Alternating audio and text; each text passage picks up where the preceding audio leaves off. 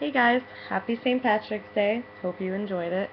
My name is Jaime Duval, and I am going to tell you the story entitled The Day Laird Hamilton Wept.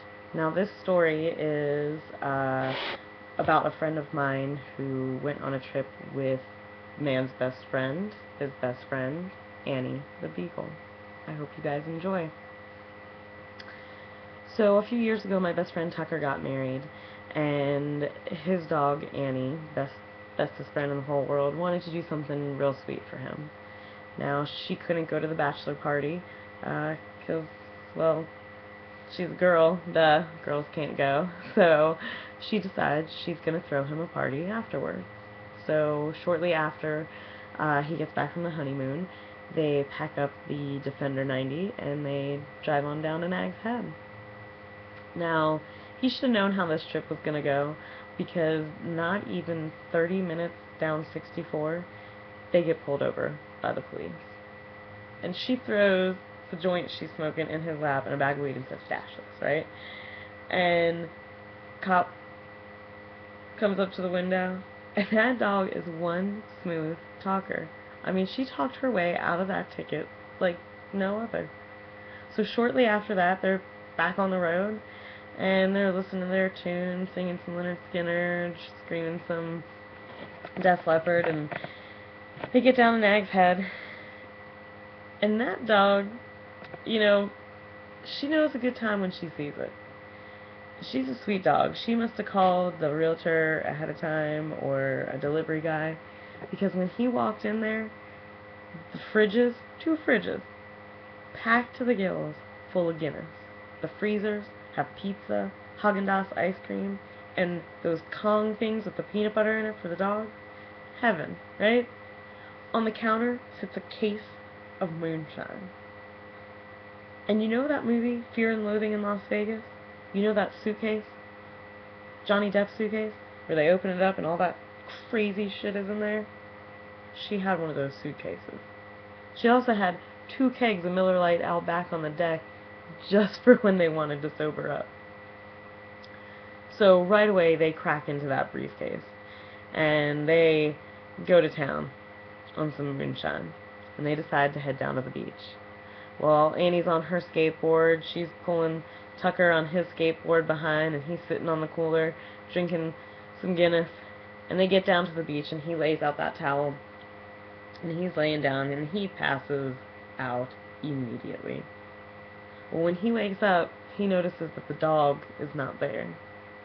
And he's looking out at sea, and he squints, and sure enough, 500 yards out, there's a jet ski pulling a surfboard.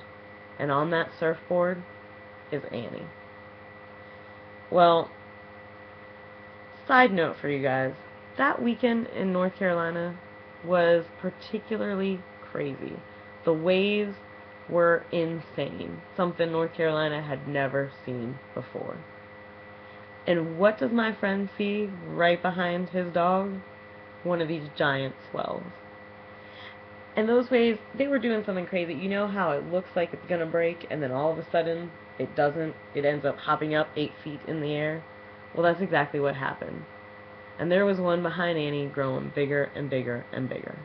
So Tucker, he catches his breath, and he doesn't know what to do.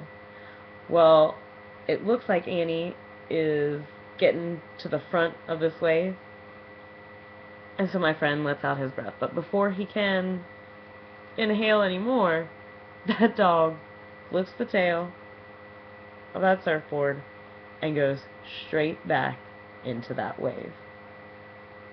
Well, she does this. She goes to the bottom, goes up to the top, curves around, and she's hanging on the tip of that wave, and all of a sudden she drops to the bottom. And the way my friend Tucker tells it, it was an hour before anybody saw her again. But when they did, she shot out of that tube as if she were a bullet out of a gun. She carves up and gets to the top of the flare, like that would have made Laird Hamilton weep, and she goes back down to the bottom, lands right on her surfboard. That dog bombed a wave that was recorded at 55 feet. My friend was so proud that day. Well, after she gets back on shore and they're laughing about everything that's going on, reliving that crazy experience, they're drunk out on the golf course, and who do they run into again? Another police officer. Now he doesn't stop them because they're drunk on the golf course. He stops them because they're violating the leash law. Now, Annie did not like that one bit, and she bit that cop right on the ankle. So, of course, they're going to jail. Well, Tucker and Annie, they're in the corner of the cell, and they're trying to figure out how they're going to get out of here. And she pulls a phone out. Don't ask where she got this phone.